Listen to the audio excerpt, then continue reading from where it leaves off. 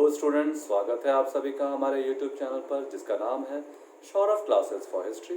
मैं सौरभ आप सभी का अपने इस चैनल पर स्वागत करता हूं। आज मैं बीए सेमेस्टर 4 के बच्चों के लिए उनके सब्जेक्ट कोड CC8 जिसका नाम है राइज ऑफ मॉडर्न वेस्ट 2, इससे एक काफ़ी महत्वपूर्ण विषय आप लोगों के सामने लेकर उपस्थित हुआ हूँ। आज जो हमारी अध्ययन का विषय है वह है अमेरिकी गृह युद्ध।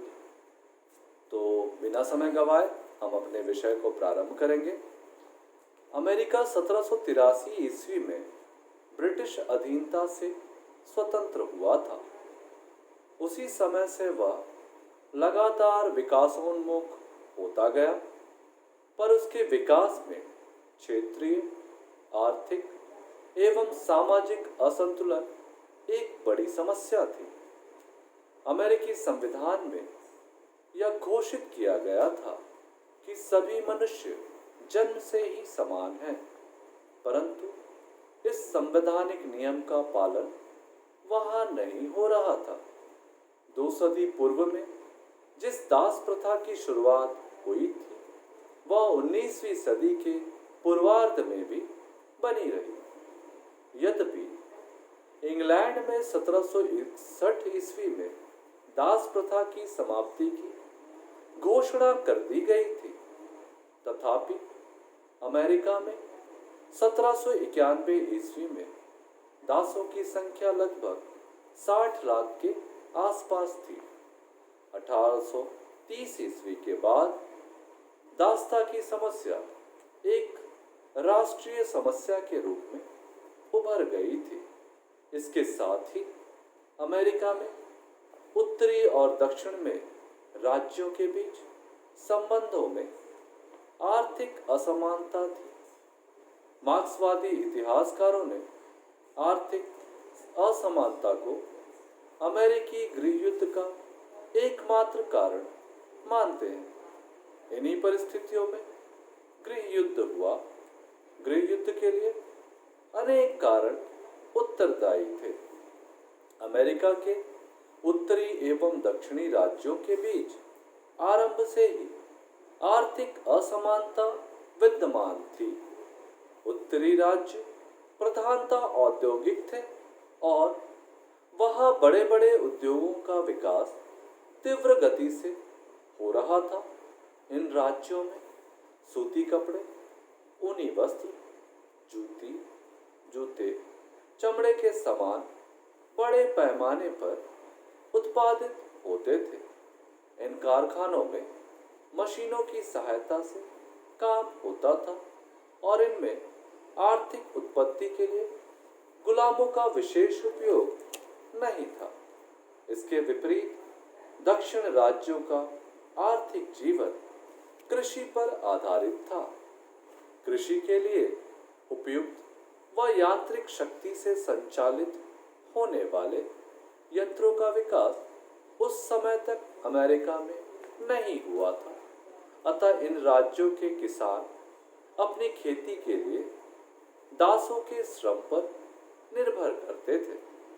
दक्षिण का समाज पूर्ण रूप से दासों पर निर्भर था। अतः दक्षिण के राज्य दास प्रथा समाप्त करने के पक्ष में नहीं थे। 1830 ईस्वी में ही टटकरों व चुंगियों के मामले में संघर्ष की स्थिति उत्पन्न हो गई थी। देश 2 दलों में विभक्त था। एक दल प्रत्येक राज्य की प्रभुता के पक्षधर थी, तो दूसरी मजबूत केंद्रीय सरकार चाहती थी। 1860 ईस्वी तक समस्त अमेरिकी उद्योगों का केवल 10% भाग दक्षिण में स्थित था। इन परिस्थितियों के परिणाम स्वरूप दक्षिण राज्यों में व्यापार आदि को प्रोत्साहन नहीं प्राप्त हो सका। इस प्रकार आर्थिक विषमता के कारण उत्तरी तथा दक्षिणी राज्यों में विचारधारा एवं सामाजिक स्तर में मतभेद थे। यदि गृह युद्ध के कारणों पर सूक्ष्मता से विचार किया जाए तो यह बात स्पष्ट होती है कि इसका सबसे प्रमुख कारण दास प्रथा ही था। 18वीं शताब्दी के अंत में अमेरिका के आम लोग दास व्यापार को बुरी नजरों से देखते थे। उत्तरी अमेरिका में तो दास व्यापार समाप्त कर दिया गया था। दक्षिण अमेरिका में भी दास प्रथा धीरे धीरे समाप्त होती जा रही थी, किंतु दक्षिण में यह कार्य कानून द्वारा न होकर व्यक्तियों के हृदय परिवर्तन द्वारा पूरा हो रहा था। किंतु इसी बीच उद्योगों की उन्नति के साथ दास व्यापार बहुत ही लाभप्रद व्यवसाय हो गया था और इसलिए अब कोई भी इस लाभप्रद व्यवसाय को छोड़ने के लिए तैयार नहीं था। धीरे धीरे दास प्रथा अमेरिका की राजनीति में अत्यंत जटिल प्रश्न बनकर रह गया। अमेरिका के संविधान निर्माताओं ने समय की आवश्यकता के अनुरूप दास प्रथा के प्रश्न पर समझौता कर लिया। 1820 में मिसूरी समझौते के द्वारा दास व्यापार 30 वर्ष और चला। 1850 ईस्वी तक दासों की संख्या 32 लाख तक पहुंच गई। 1850 में भागे हुए दासों से संबंधित नियम फ्यूजिटिव स्लेव लॉ बनाया गया, जिसका उत्तरी राज्यों ने विरोध किया। इस प्रकार उत्तर तथा दक्षिण अमेरिका दासता के प्रश्न पर एक मत नहीं थे। दोनों पक्षों में से कोई भी समझौता के लिए तैयार नहीं था। अमेरिका के इतिहास में अब्राहम लिंकन के चुनाव का महत्वपूर्ण स्थान है। 1860 ईस्वी में रिपब्लिकन पार्टी के उम्मीदवार लिंकन के भारी बहुमत से विजयी होने के कारण दक्षिण राज्यों को चिंता हो गई थी कि कहीं नई सरकार उनकी संस्थाओं को नष्ट कर न दे। इस भावना ने दक्षिण के अनेक राज्यों को संघ से अलग होने के लिए प्रेरित किया। दास प्रथा विरोधियों ने दक्षिण राज्यों में यह भय उत्पन्न कर रखा था कि उत्तर द्वारा दक्षिण की ऐतिहासिक श्रम प्रणाली को नष्ट कर दिया जाएगा। दक्षिण राज्यों द्वारा दास प्रथा को फैलाने के लिए जो प्रयास किए जा रहे थे, उनके कारण उत्तर में लिंकन जैसों को भी भय हुआ कि कहीं समस्त देश में दास प्रथा फैल न जाए। अब्राहम लिंकन तथा स्टीफन डगलस ने राजनीतिक रूप से दास प्रथा को लेकर बहस भी हुई। लिंकन ने दासता को नैतिक, सामाजिक और राजनीतिक रूप से दोषपूर्ण बताया। डगलस के अनुसार दासता का प्रश्न प्रांतीय सरकार के अंतर्गत था। इस प्रकार भय के वातावरण में गृह युद्ध को आवश्यक बना दिया।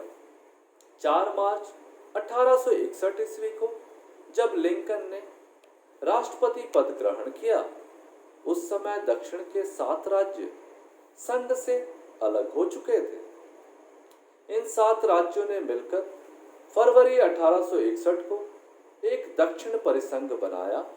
इस परिसंघ ने डेविड को अपना राष्ट्रपति चुना। लिंकन ने विद्रोही राज्यों को वश में लाने के लिए एक स्वयंसेवक सेना का गठन किया।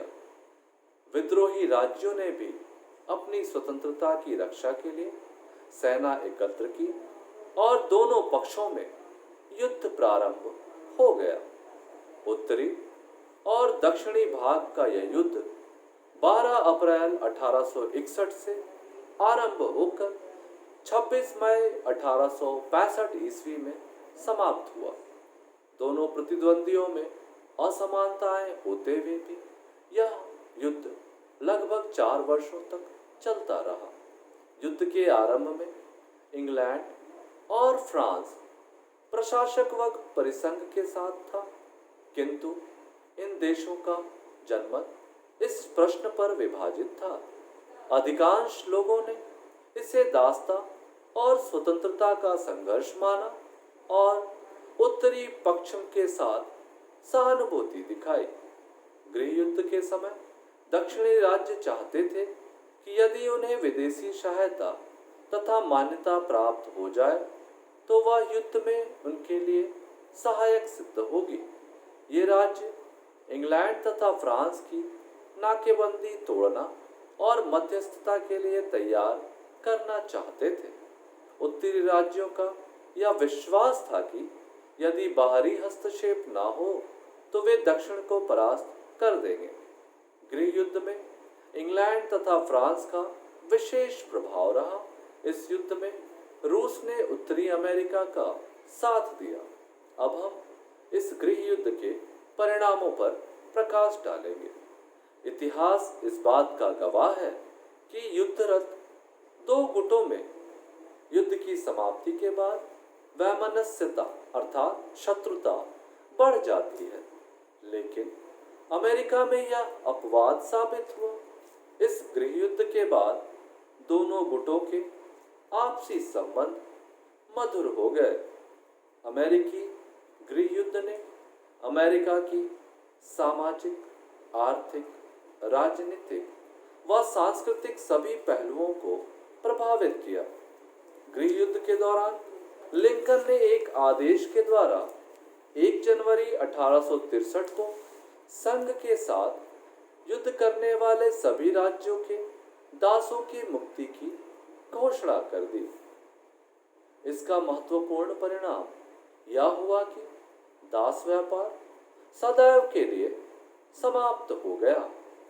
गृह युद्ध समाप्त भी नहीं हुआ था कि दक्षिण राज्यों के परिसंघ में दासों को सैनिक के रूप में भर्ती किया जाने लगा और उन्हें आश्वासन दिया गया कि सेना में भर्ती होने पर उन्हें दासत्व से मुक्ति दे दी जाएगी।